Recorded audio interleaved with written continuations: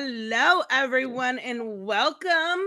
This is our special guest I was talking about earlier. I am so excited. How have you been, Trevor? I'm good. I'm good. I get to make cool stuff, talk about it, drink too much coffee, and just have a good old time. Right? And now you're doing a superhero comic? I love it. You know, I've always enjoyed your writing, but superheroes are my bread and butter. I'm stoked. Yeah, you know what? It really it's something that I know I've said that I didn't want to do for a long time, or unless I felt like I had a take that was different than what we've seen. I needed a reason to create something in a genre that is so saturated in the comics industry. Right. Not even really from a sales perspective, just from a creative end, I needed to find my way in. And once that spark hit, and I found the perfect collaborator for the project, it was an absolute no brainer. And so here we are. I'm doing the thing I said I wasn't gonna do. I love it though. And as the perfect collaborator, it is so nice to meet you, Ryan. Yeah, it's nice meeting you too. You're artist, right? Artist? I Artist? am, yeah. Okay. So we've got artist and writer duo here, guys. You guys remember Trevor previously from Area 51 in Minutes to Midnight. We have had conversations before. How is Minutes to Midnight coming? It's good. I mean, we had a couple of backer updates on the campaign. There was an issue with an artist of one of the short stories who I had worked with prior, and I advanced some money to, and he basically just stopped working. So Oh I no. basically, I've gone out of my way, and I've found a new artist to actually restart that story. And thank you very much, man. I He's appreciate not wrong. um, but yeah, so I found a great artistic collaborator named Seth Adams who has done stuff for Marvel and Image and Dynamite, to actually restart that story with me Oh and give it an no. entire new sort of remodel. So it's a blessing and a curse. Do I love shelling out the extra money? No, but I think Seth and I are going to be able to build something really, really special with that story and give it the treatment it deserves. So we're sort of back on track, which is great, because let me tell you, the whole the whole delay and everything really kind of put a damper on my spirits. But we're here, we're making great stuff, and frankly, there's something really appealing about working on a sort of Shakespearean historical fantasy and a sort of subversion of the hero's journey in the superhero genre. Kind of having my brain in those two different pockets has been a lot of fun, believe it or not. That is crazy. So are we doing cuz I got to ask. Are we Mhm. doing the deconstructing of a hero or subversion? What do you mean? So yeah, so the thing about this, right, is that writers who are far better than me have deconstructed superheroes. Alan Moore exists, Jeff Lemire exists. There are guys out there who have taken the superhero genre and pulled it apart in a way that I don't think I can right now. Um, but what I can do is deconstruct sort of the mind of a man. And what this story is taking the superhero genre and using it as a lens to deconstruct the male ego. It's Oh. the dominant question of this story is what would happen if the perfect man or the superman had to feel good to do good, because his powers are sort of contingent upon dopamine in his system. And it's an observation that sort of explores the performative nature of masculinity, and uses the superhero genre in a really interesting way to hopefully dive into that. I actually really like that idea because most of the time when you do sort of those subversions or deconstruction, you focus on the superhero first, right? There's Mhm, always a person behind the mask that kind of gets pushed to the side. mhm. And I like the idea of diving into the superhero. So tell us about him. Yeah, so there's a little nod in the name of the character toward a T.S. Eliot poem. So the name of the character is John A. Prufrock, and it's a sort of spin on the love song of J. Alfred Prufrock by T.S. Eliot. And basically, we're picking up with this character on his debut as a superhero. He's sort of pushed into a situation where he has to make his first appearance in in a somewhat startling way, but it's kind of just exploring with him in particular, the way that he falls to some of his urges and some of the, I don't know, like the asks of him as a man in 2023, and that is sort of the greater challenge. I mean, the way in which we're subverting the hero's journey is that this character is already happy to take up the step to explore the extraordinary, right? Like he's ready to be a hero. The question is he good at it? And really, where this story will take us is teaching him that he has to ground himself. He has to step back in order to become a better hero, and further to become a better man.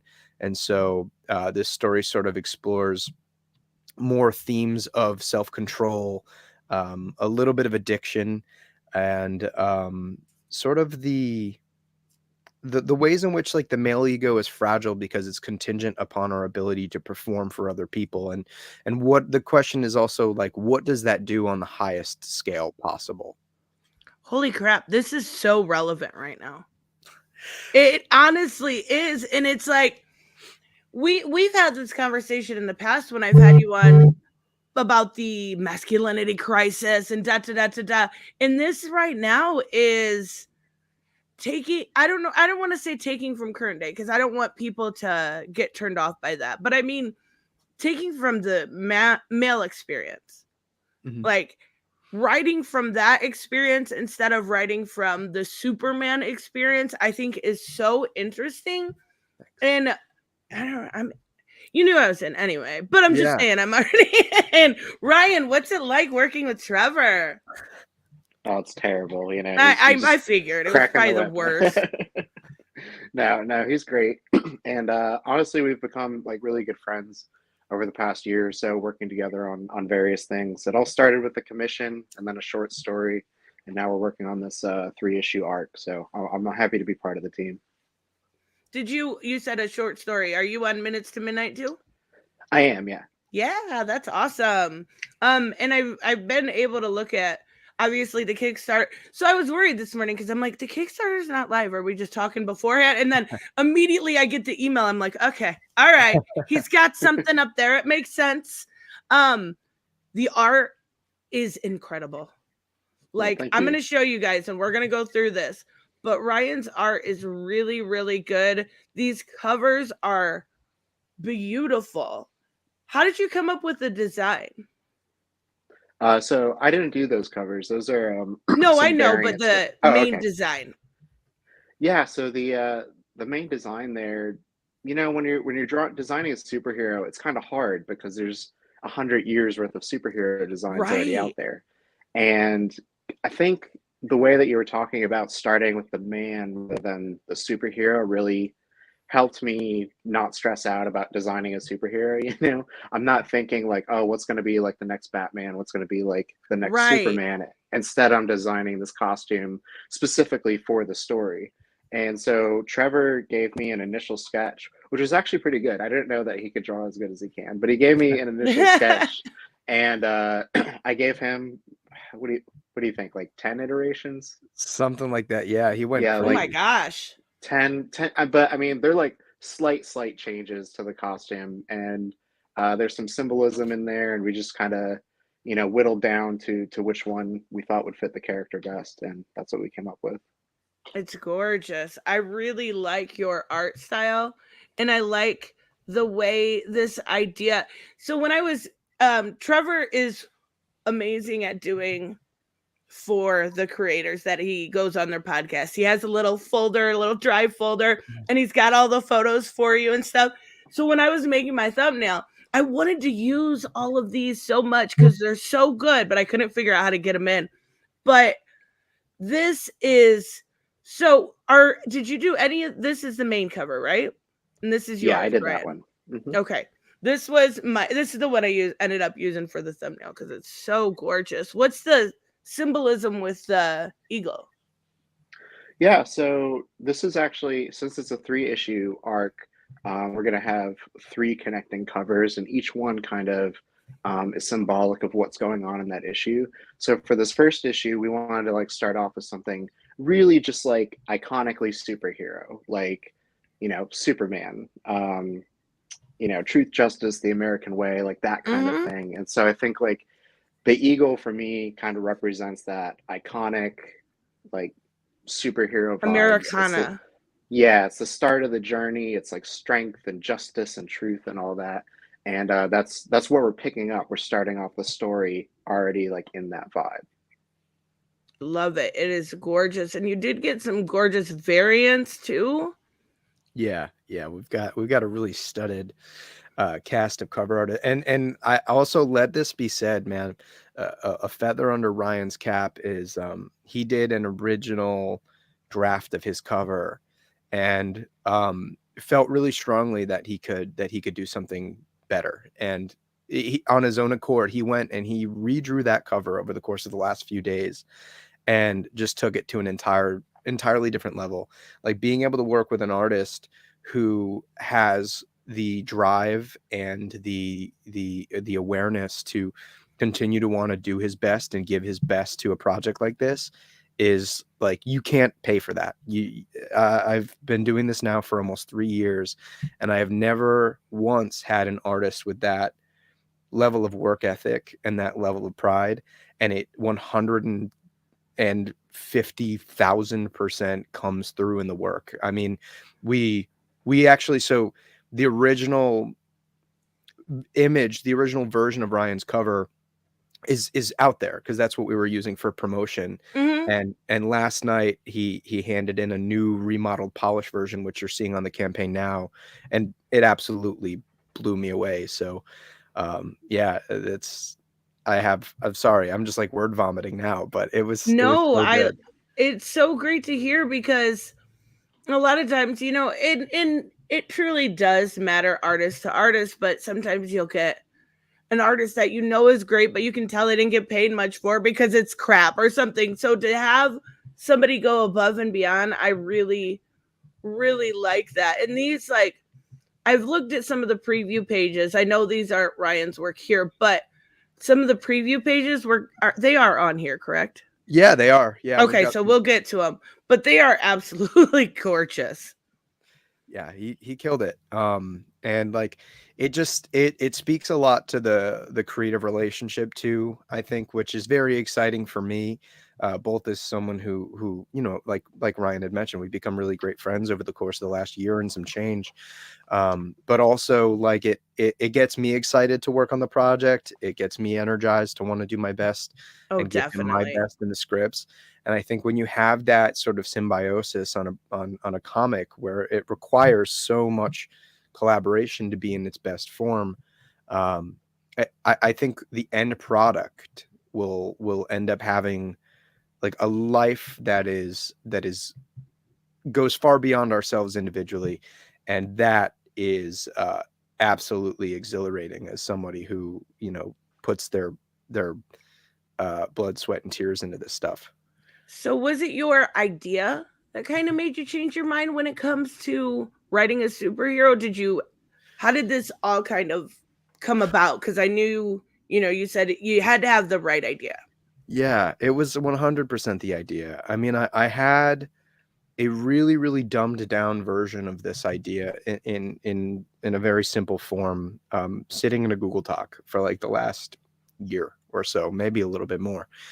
And Ryan and I were at Heroes Con in Charlotte this year, tabling, and it was like right before the show, and something really struck me where I was like, I think I've got a little bit more to this idea than I had originally put on the page.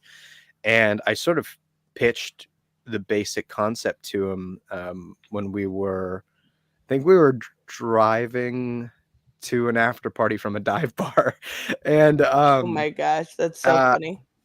like over the course of the next week, I went home and I was like, okay, the idea is pretty good. And Ryan was interested. I was like, let me see if I can crack some story on it. And eventually this idea sort of formed where I decided that, I don't know, it's not that this is a bait and switch, because there are so many loving embraces of the superhero genre, but really like this is a drama. This is a story about a man coming to grips with his position as a man of power and a man of stature, in the modern day. And so how can I take that and really emphasize the arc for this character? Well, Mm-hmm. put him on a pedestal. What's the biggest pedestal a man can possibly be? And you have the tools of fiction, and not only fiction, in comics, right? What is the Right. implication there? And you know, the Superman started it all. You know, the Superman is not only sort of this icon of our industry, but it's become a global phenomenon.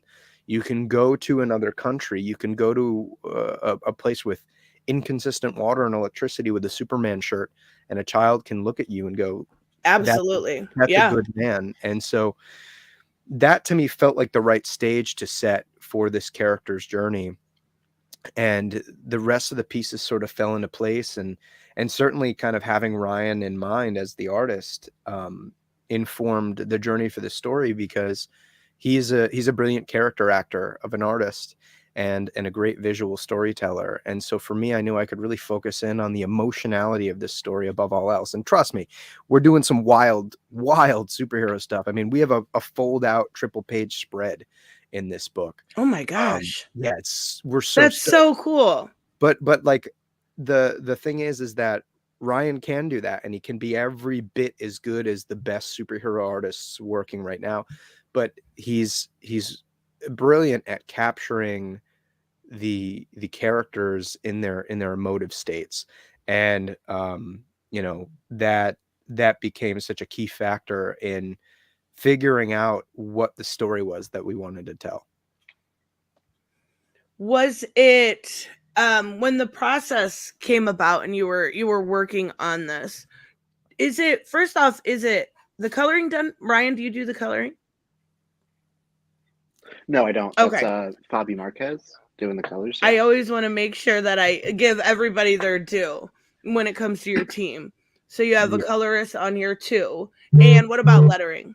Yeah, we have Matias Zanetti from Argentina doing letters, and we've got just like a studded creative team. I mean, Fabi is brilliant and incredibly thoughtful in her work, and the way that colors play a role in the storytelling. And as you can tell, she plays really interestingly with palette, and uses some great combinations to pull the eye around the page. That And then purple and that red, just in this page alone, it draws your eye. And yeah, it does a really good job of getting the message through. Because I seen that I believe it was this one you had in black and white mhm. also. And when I seen the color version, I'm like, oh my God, it brings it to life. Yeah. I mean, this Fabi and Ryan are an artistic match made in heaven, and it really shows on these pages. And then in terms of letters, yeah, Matias is just like this incredibly thoughtful lettering designer out of Argentina, and he is he puts a lot of passion into the way that the text becomes a part of the visual identity of the story, and that is absolutely key for a letterer, in my opinion. And we're just so stoked to have such an amazingly talented and thoughtful crew of people. That is awesome. I'm so glad to hear it. This is like instantly, I love it because they just, I don't know because I don't know the story behind it. Like they meet and instantly sleeping together. Like, is that the dopamine? This is what he's looking for. Yeah, it very much speaks to his power set and the psychology that comes along with that, and how this will eventually play into, I mean, this character's downfall before he rises up and becomes the man, and by default the hero that he needs to be. So tell us a little bit about its power set. Are we talking Superman here? Are we talking, I mean, obviously not Batman, but give us a little idea. Yeah, so it is more along the lines of a sort of Superman power set, but the intensity of his powers scale with the amount of free dopamine in his system. So that's where you get the notion that this character has to feel good to do good, which, you know, inherently presents some problems, right? Yeah. That's just not how life works. And in a scenario where you're under the thumb of a bunch of scrutiny, as a superhero, right, with a platform, and in a world where, again, I think the male ego is so dependent on our ability to perform for other people, right, to be a provider, and to be strong and fierce, but to also be gentle. That I think is such a huge element to his character. And how does that interfere, right, with his ability to be to be strong, and to want to do it for the right reasons. And so for all intents and purposes, his power set is generally very Superman-y. It's the ways in which the male form and the body can be accented through something like this. And so strength, speed, maybe over the course of time he might develop flight, due to a really high dopamine release. Who knows? So we'll get to play with that in some really, really interesting ways. When it comes to the idea, I've never heard of this idea before, right? We've got a lot of superheroes out there, but I've never heard of this. I wonder, you said there was a bit of an addiction issue here. Does that play into the dopamine thing? Because I know there are drugs out there that do release dopamine. Yeah, absolutely. I figured you out. I've been caught. I love it though, because it could be something, even when we feel our worst as humans, we still, I think 99.999% of us try to do good. But if you couldn't do good, that would put you in a very precarious situation. Yeah, that is definitely an element. And sometimes the question is also like, I don't like, or it's actually less of a question, and it's more of like a prompt, right? Like, we are put in situations every day where the right thing is not always the thing that we want to do, and we don't always get to be our best selves when we're feeling our best, right? Like sometimes Right. we by default we have to be at our best when we feel our worst. And when you have a character whose physical ability is dependent upon feeling good, what other challenges does that present for him down the line? And so it gives way to a lot of really interesting character driven story. What about the side characters? We usually have a cast of characters. Can you tell us anything about them?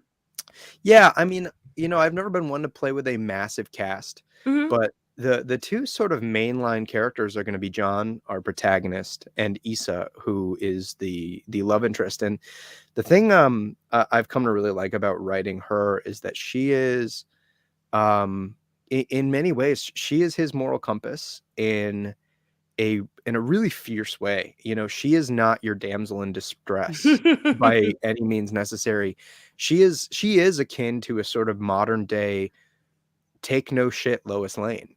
Oh, I And love it. for many reasons, like, she is a foundational part of this character's strength and his, not only his ability to be a hero, but his willingness to be a hero. And a lot of the sort of central development of John's character arc and of his story is dependent upon his relationship with her. And I think it also just speaks in large part to the way that, like, the way a man acts and the way we act as people, it can often be dependent upon our romantic relationships and the sort of state of those things. This is a good question, and I think you kind of already answered it. But so the more good he does, the better he feels, the more powerful he gets. In a Kind sense. of. Okay. So the hope behind this character's arc, right, is that he begins to feel good by doing good, but that's not necessarily the thing that fuels him to begin with, right? There's this idea of obligation, which I think is a sort of core part of this idea of exploring masculinity in the male ego, in that he is strong, he is powerful, he is capable, therefore he feels obligated, and maybe is obligated to make sacrifices, to be this hero. But that's not necessarily what drives him when we pick up with John and his story. And so the goal for this character is to hope that he feels good by doing good.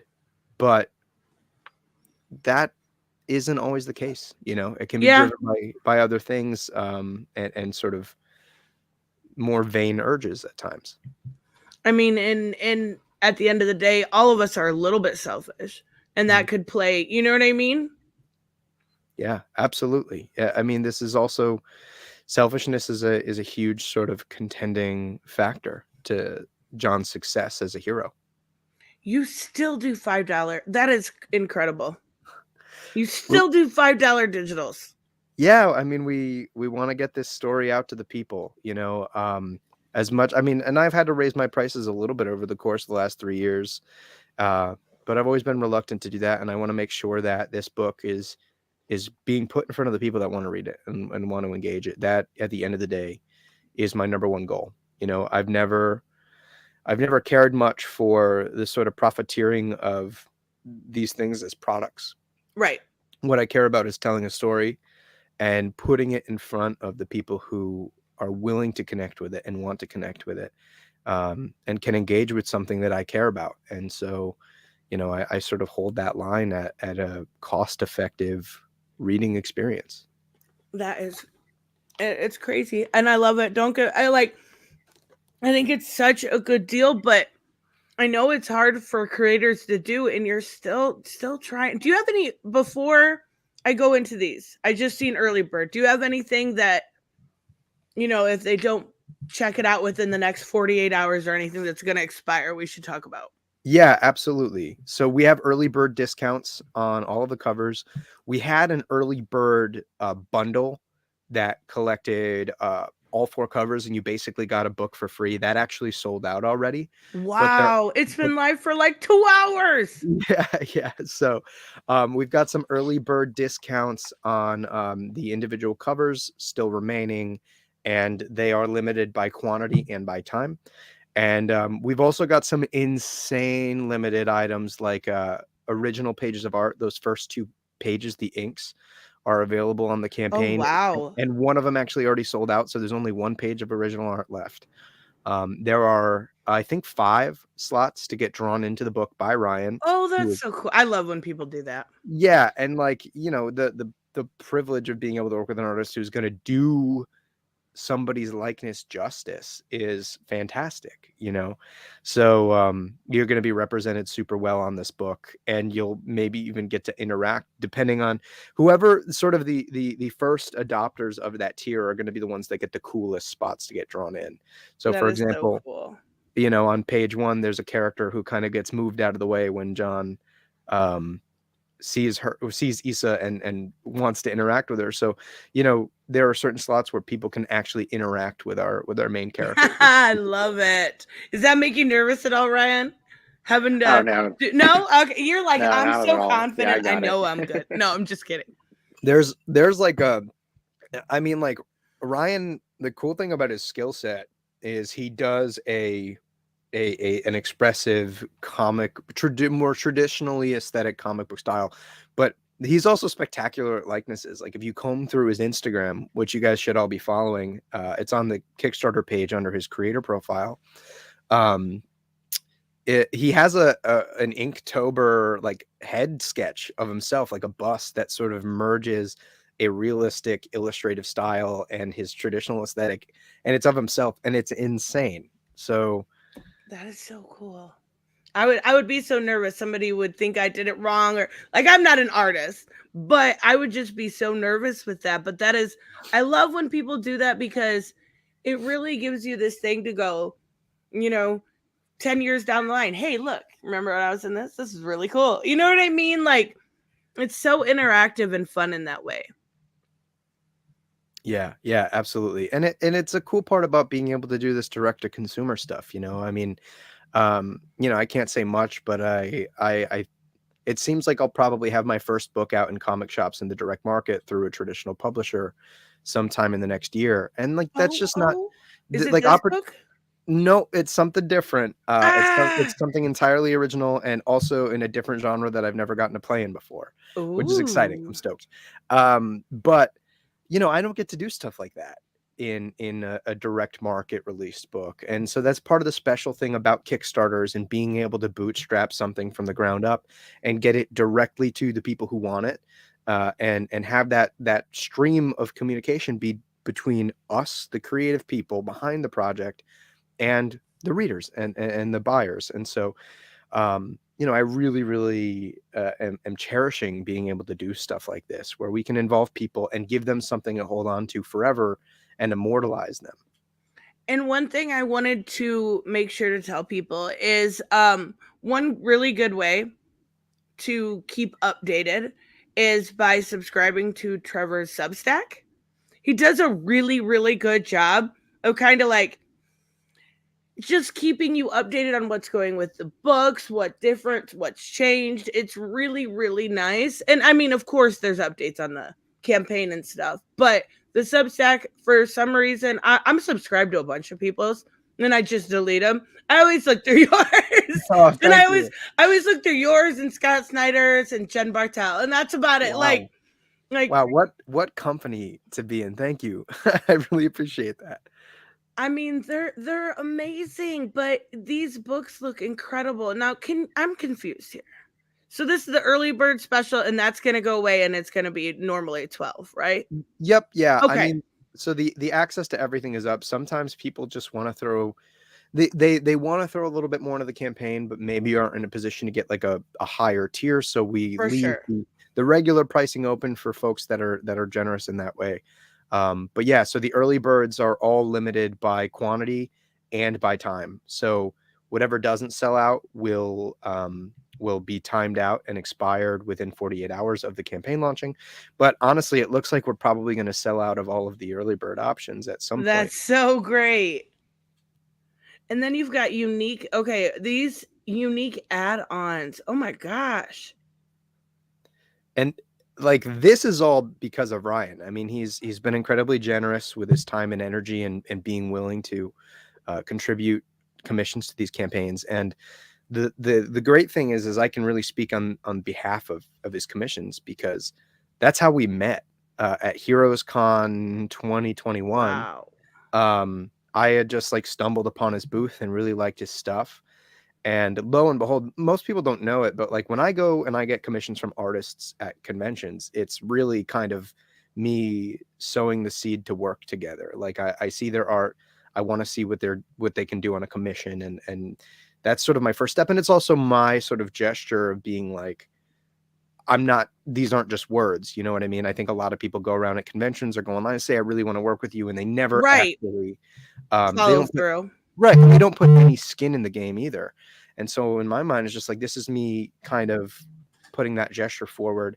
And he did a really, really great, like 3/4 figure of Damian Wayne Robin and absolutely killed it. So if it speaks to the credibility of this opportunity to get commissions from Ryan, it's that I also own a commission from Ryan that I happily paid full price for. That is so good. This Harley, I love it. It's so good.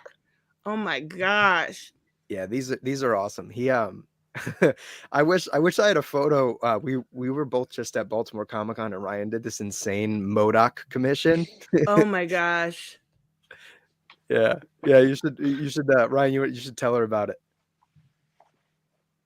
Yeah, this guy wanted MODOK, but he wanted it in the style of Art Nouveau. Do you know what that is? No, I have no idea. It's like if you've ever seen anything with like lots of swirls and flowers, and it's like very graphic. The most famous artist is Alphonse Mucha, but the guy basically wanted a MODOK, but done in that style. So Oh my gosh. it's just this weird mix of like the most outrageously ugly character you can think of, with just like flowers and birds and swirls and all this pretty stuff around him. I honestly had a blast on it. I worked on it way too much for what I charged him, but I just thought it was such a funny idea. I had to do it justice, you know? And I had to look up Alphonse Mocha, so now I know what you mean at least. Yeah. Oh my god, that would be incredibly hard though. It was such a cool commission. It was so good. And you had add-ons for Area 51 for people that missed out? I do. Yeah, absolutely. That is one. Is it the trade or is it individual? How are you doing that? Yeah, so we have some of the individual issues. The plan is to probably kickstart the trade paperback for Area 51, the Helix Project, sometime next year. Okay. Hopefully to get it to people in time for maybe the holiday season of next year, because I want to do some really cool stuff with the physical production, maybe remaster some of the art in between. Ooh. And we've already begun to do that with some of the second printings for issues 1 and 2. But I kind of wanted to go through at a couple things that just didn't really, that I didn't love, and give that story the justice that it deserves. And of course, have Sam go and add his touches to the pre-Sam era of Area 51. And hopefully add some really cool behind the scenes elements to the trade paperback as well. Go through, find old character designs, some old sort of mock-ups and such, and really make the trade a special experience. But available on this campaign are several of the first prints. I think that we're pretty much for issues 1 and 2. We're onto the second prints now. But the great thing about those are that, 1, they get brand new cover art. 2, they both have specialty treatments. So the second printing of issue 1 has an embossed cover, and the second printing for issue 2 has this really beautiful spot gloss, this spot UV.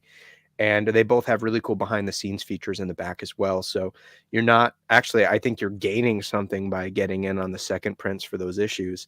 But we've also got a couple of really cool limited edition covers that we don't have a lot of left available for this campaign. And it could be the last time that those are going to be up for grabs. That is awesome. Do you have a question? Obligatory question here. Oh boy.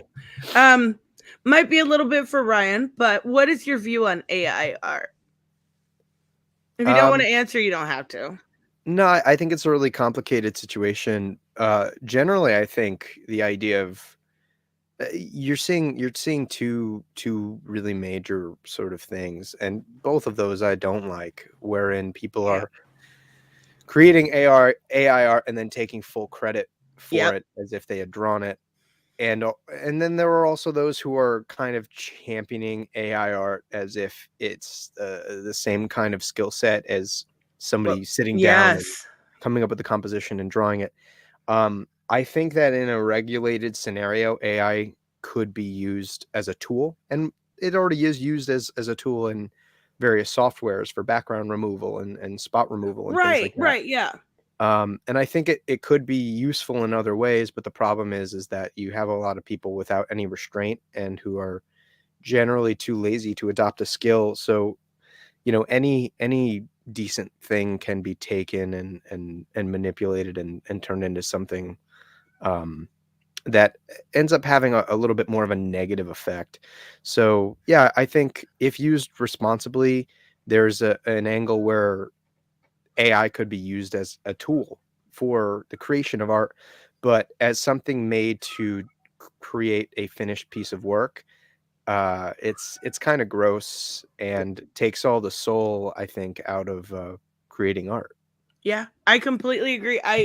What bugs me the most is when people make, this AI art, and granted, it might be beautiful, but a lot of what it's taken from is other artists previous to you.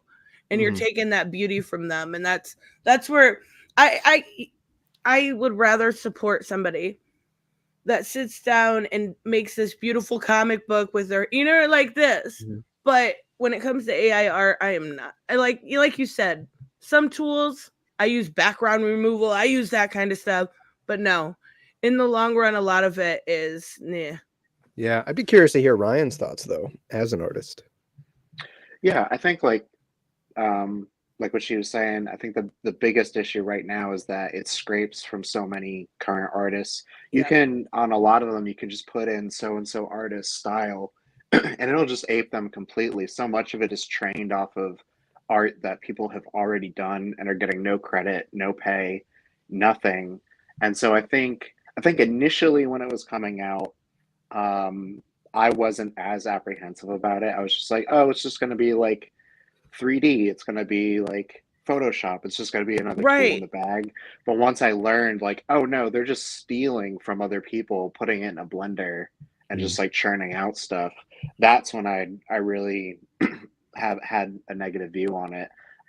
If you follow Carla Ortiz online, she's like spoken at congressional panels. She's an amazing artist and is like really deep into this stuff and like protecting artist rights and stuff. So I would give her a follow, see what she has to say about it. But yeah, I think like the concept of having generative like stuff could be good. I mean, like everyone's had artist block before. I've had artist block a For ton. sure. And it would be nice to have something where like I just need something to get me going, get started, and use that as a base. I could see that as like a tool, or like in concept design when you have to come up with like 100 different ideas to just kind of like get something going. But creating finished work that's just stolen from other artists, I can't like really get on board with that. Yep, 100%. I totally agree. I want to make sure that not only artists but writers, because the AI with that too, are protected to some degree. Yeah, and the unfortunate thing is that legislation and such protections are always so far behind the times. So it's sort of the ability for creatives to protect themselves is very much contingent upon the consumers, right? Like, support great independent people whose voices and whose talents you appreciate, and make sure that those are the people who are taking up the market share. I think there was something really unfortunate where I remember seeing something in a Facebook group where like an AI made comic had like trended on Amazon, and it felt gross. Yeah. It's just like somebody with a ridiculous amount of laziness and a basic ability to play around in Photoshop just kind of bastardized this medium that I love. And Right. I know that that's being sort of extrapolated to many more media and art forms, and it's just, I don't know, it's a bummer, and the only thing that I can do is at this point is make the best thing that I can make in a way that is unreplicable. I don't know if that's a word, by computers, and work with talented people like Ryan, like Fabi, like Matthias, who have identity baked into their talent and into their craft, and just kind of prove that like we're going to make something that a computer could never replicate. Exactly. This is the combined talent of 4 people who care about their craft. I love this. I didn't see this till just now.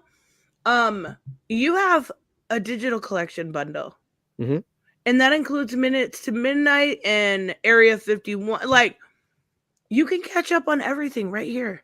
Literally my entire career for 20 That's so cool. That's so smart. Yeah. Just, like I said, we want to make sure people are reading stuff that we care about. And, as much as we need to make a buck off of it to sustain it, that's really all I care about, is making enough so that I can keep doing stuff like this and give people things to read. That is so great. I didn't see that till just now, and I love it. Oh, and you've got a logo tee. You are going all out. I love it. Mm-hmm. And you've got retailers. Okay, so somebody was interested in that. I hadn't had a chance to look at these yet, you guys. So you're doing it with me. You've got all the covers together. Mm-hmm. Yep. Still a little bit of a discount too, even though the early bird version of that tier is gone. There's still a modest discount on the bundle if folks were interested in all of the covers. And they're all gorgeous. And if anybody that gets that reference, I will love you forever. Official hold on, I can do this. Is that Dr. Dre? Yeah, it is. I don't know the reference. Dang it. No, that's the reference. It's Dr. Dre. He's like one of the greatest hip hop producers of all time. Okay. That's so funny. I was struggling to come up with like a good photo, and so I did it like one of those like press event backdrops, with like the Rise logo, and then just put like Dr. Dre on the image. Oh my gosh, that's great. I Love Comics collector pack. Oh my gosh, and you have a catch-up tier for this too. Yeah. Oh yeah. Digital. Yeah, you can get almost every cover of every book I've produced. That is incredible. Is that a reference to? I don't know that one. Okay, here's your Get Drawn In, an executive producer. Okay, so you've got a picture of Minutes to Midnight, but it is for this campaign, correct? Yeah. So that was just an example of a previous backer and supporter getting drawn into Minutes to Midnight. Okay. And funnily enough, it's a running joke. So Brian, that same reader and supporter, he to not to bury the lead, he's gonna get drawn into Rise, and this will be he's kind of becoming this multiversal Oh cameo my character God. in the last That's several so books. funny. Yeah, so Brian, you'll see him in Time Fleeting War Immortal, in Reflections and Other Little Devils, and now in Rise. Oh my God. Is he He's gonna be like our like your Stan curator. Lee from the movies? Yes, there Yeah, you go. yeah.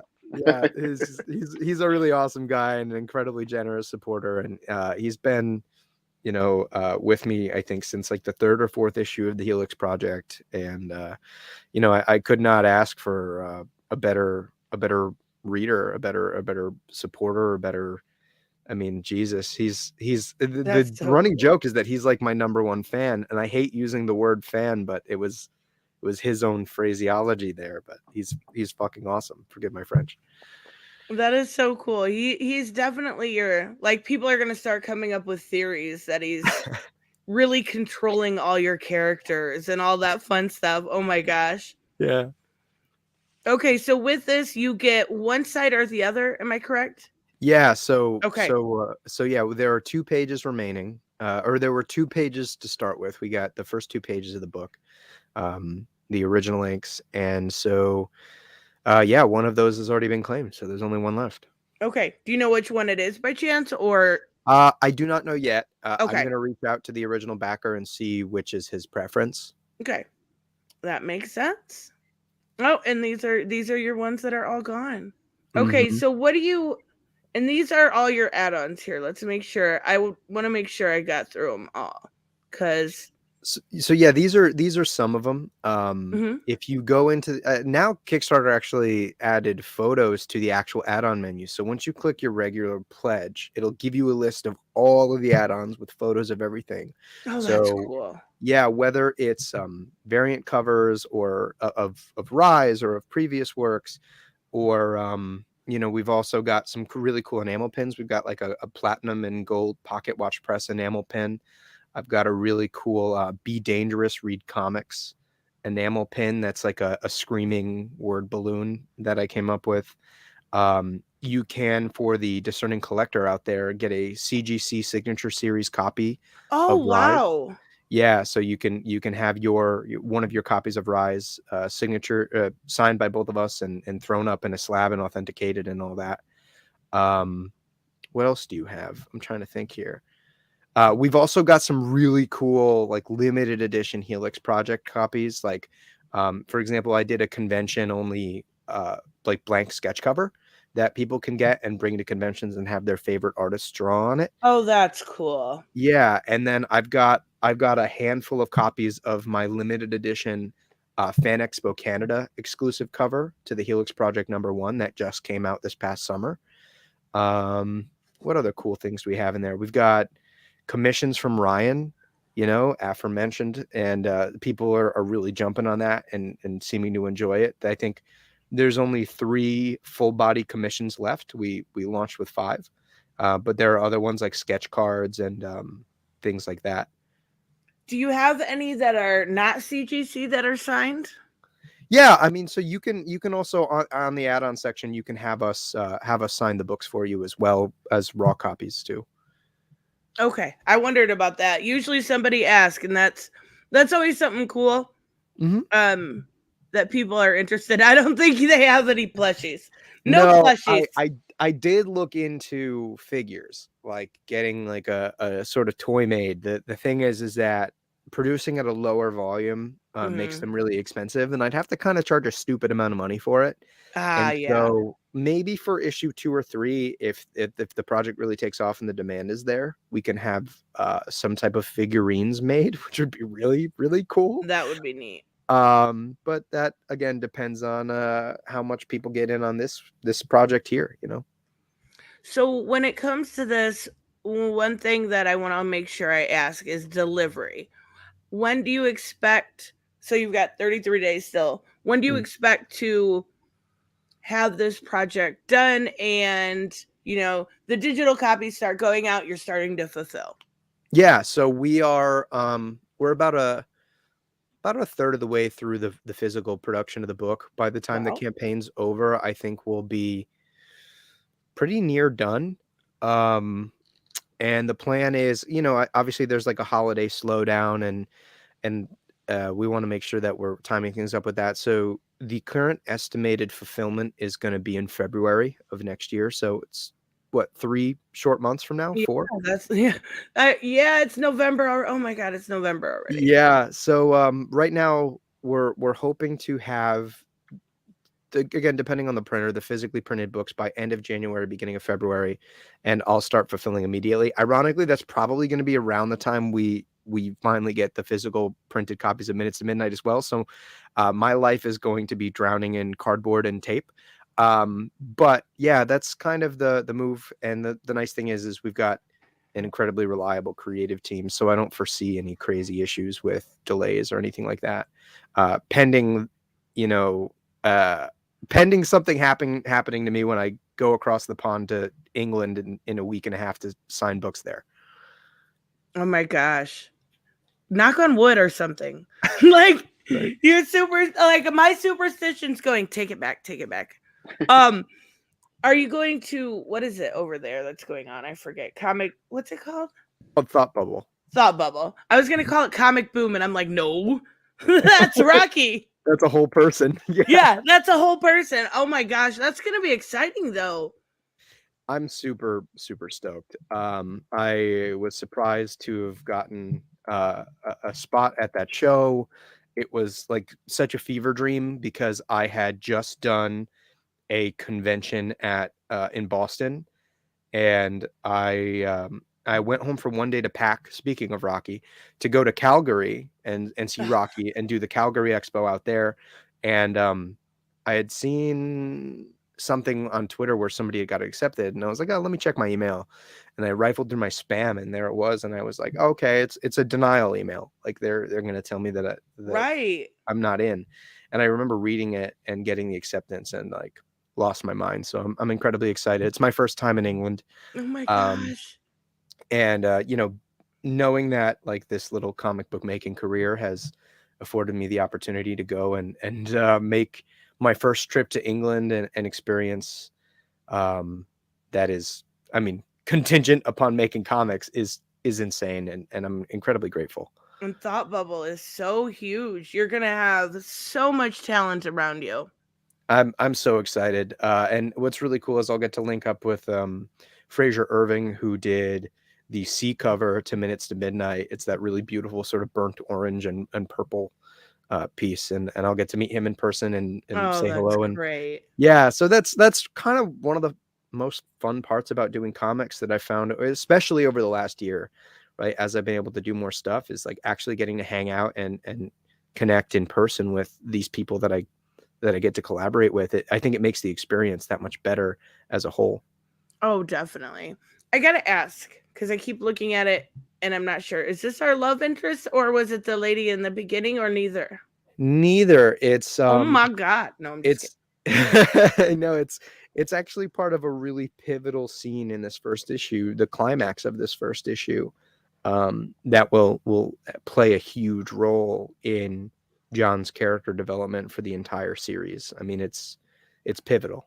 And yeah, Raymond Lee, who did that cover, just kind of distilled it down into a perfect image. And if you notice, the sort of fire coming down around him is also sort of abstractly making the wings of an angel, right? And so it speaks to like everything falling down around him and this character's necessity to, for lack of better words, rise up and kind of be the man he needs to be from the ashes. I love it. Reminded me of like Phoenix Wings, like rising above. And I really like it. And I was like, looking through the pages, I'm like, I want to find the love interest, but nope, she has not been out yet. I love it. She's in those interior pages. She's in that sample. Oh, so the woman he meets at the bar is the love interest. That's what I said, and you said no. Did I? Yeah. I said, is it this woman or the woman in the pages that we've seen so far? Oh, I'm sorry. And you said neither. Oh, I don't recall. I'm sorry. Fired. No, I'm just kidding. The woman at the bar in those early pages is going to be the love interest for the story. The primary love interest, that is. Oh boy. Remind me of her name again. Issa. Issa, that's cute. Was it hard coming up with different? Like, I know you got the T.S. Eliot for John, but you've got, more than one character in these books that they're going to interact with. Do you just random name generator, or is it like more No, than that? I had this idea because so the characters are all, I don't know. Part of it is wanting to be representative of the larger American culture, right? So Issa is a Filipino woman, and I wanted a character who had a sort of really, really strong moral background, and I was doing sort of a lot of research about just sort of subcultures throughout America, and growing up where I grew in New London, Connecticut, like I grew up with a couple of Filipino friends, and I always remember like sort of their parents being like these really kind, gentle people, but were also like incredibly stern and uh, fierce in their beliefs of sort of what it means to be a good person. And that sort of inspired this character who again becomes John's moral compass. She's the sort of motivator and the almost like the teacher, like almost like his mentor figure and love interest in many ways.